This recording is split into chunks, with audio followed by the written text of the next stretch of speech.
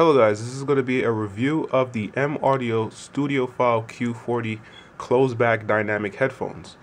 Now, M-Audio is a well-established brand in terms of making studio-based equipment. So, for instance, there are studio monitors, or some monitors that I've recently seen, and it basically led me to the curiosity of trying out their headphone. Now, these headphones are essentially meant for the studio environment, but however, they have a removable jack. So the cable that comes with this headphone is very, very long, and it's not suitable for portable use. So with the ability for this to have a removable jack, you can essentially attach any kind of cable and get a cable more suitable for portable use. And in terms of the size of this headphone, it can actually be used as a portable headphone. So now let's dive into the basic aspects of the headphone, and let's start it off with the overall design and aesthetics.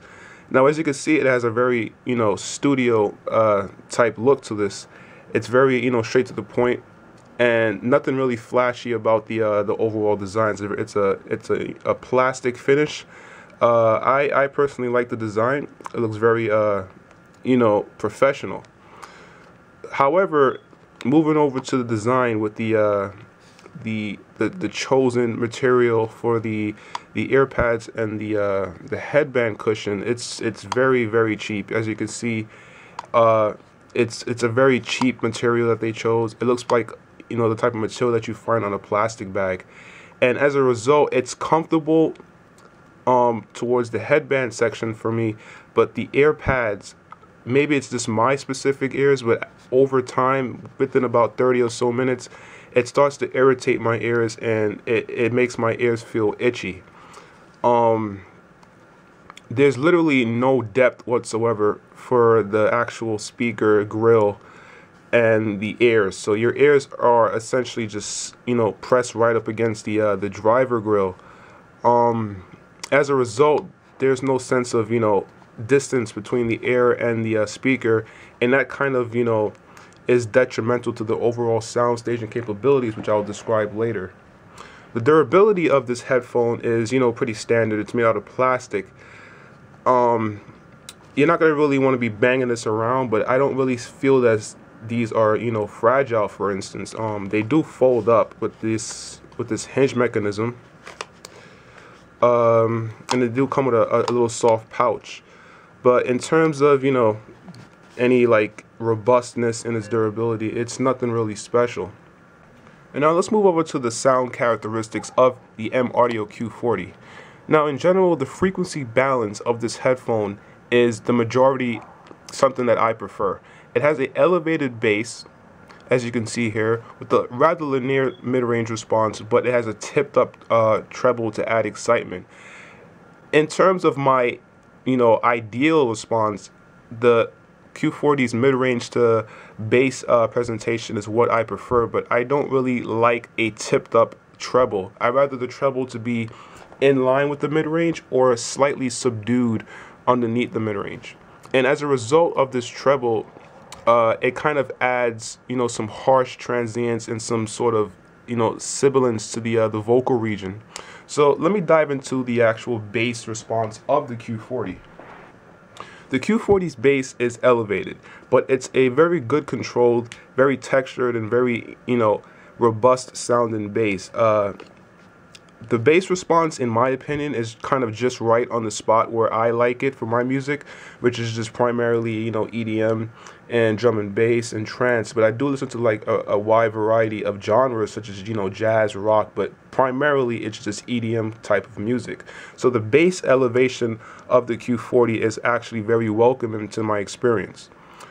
The bass really doesn't roll off. It's a very it's an elevated bass which starts off around the upper bass. It doesn't really start off in the it starts off in the mid bass where the boost begins. So it doesn't really start off in the upper bass where it could become boomy.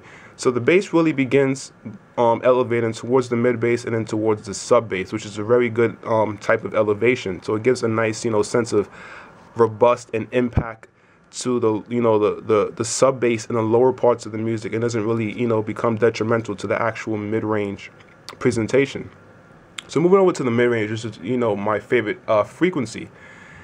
In terms of the linearity and the presentation, in terms of the volume intensity, it's pretty good. It's not really recessed, and it's not really forward.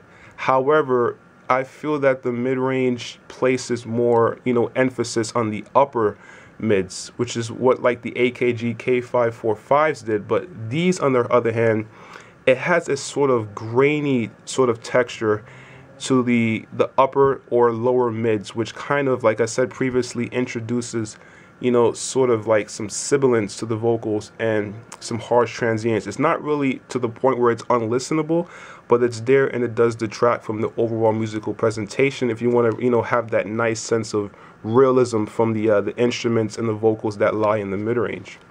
So the mid-range is very clear. It's very, you know, articulate. It's not muddy or hazy in any sort.